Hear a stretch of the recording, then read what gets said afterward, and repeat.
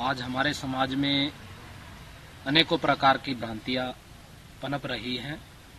उन्हीं भ्रांतियों के अंतर्गत एक स्त्री के मासिक धर्म और संस्कृत शास्त्रों में जिसको रजो दर्शन के नाम से जाना जाता है, उससे संबंधित समाज में अनेकों प्रकार की भ्रांतियां फैल रही हैं।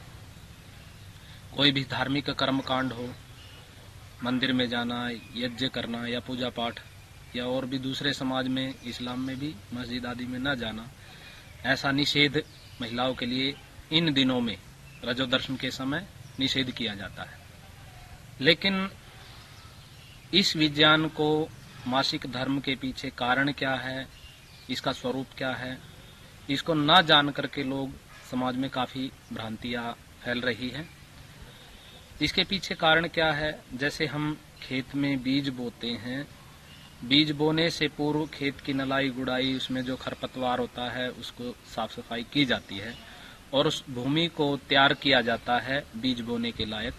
तो ऐसे ही अपने शरीर के अंदर जो मातृत्व गुण से युक्त स्त्रियां हैं, उनके अंदर गर्भाशय में को गर्भ धारण करने की स्थिति में, तो नया बीज वहां डालने की स्थिति के लिए क्या होता है, स्वतः ही उसकी सफाई होती है।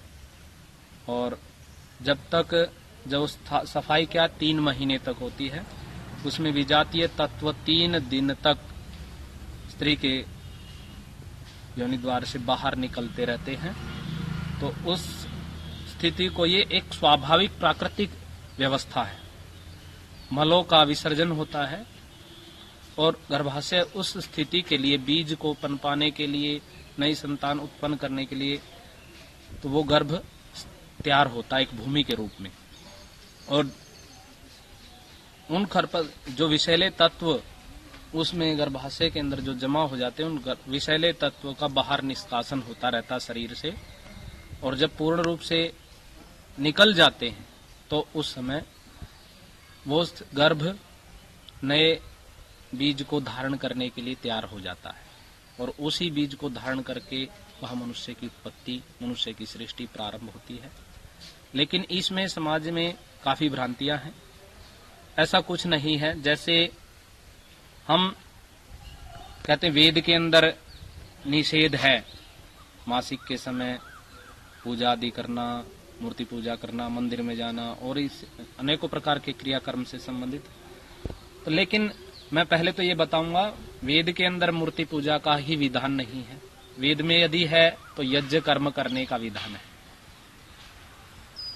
हाँ, ऐसा सारी बातें नहीं मिलती, ये काम करो वेद के अनुसार, ऐसा होकर के हर विधान नहीं मिलता।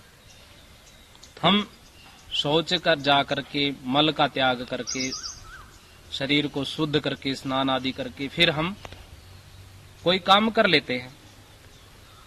ऐसे ही ये शरीर से मलों का विसर्जन है, लेकिन इसका कोई समय निश्चित न कब आ जाए, इसलिए लोगों ने कह भी दिया दूर रहे। लेकिन ऐसी कोई विशेष निषेध नहीं है। लेकिन स्नान आदि करके आप यज्ञ आदि में बैठ सकते, क्योंकि यज्ञ कर्म है शुभ कर्म।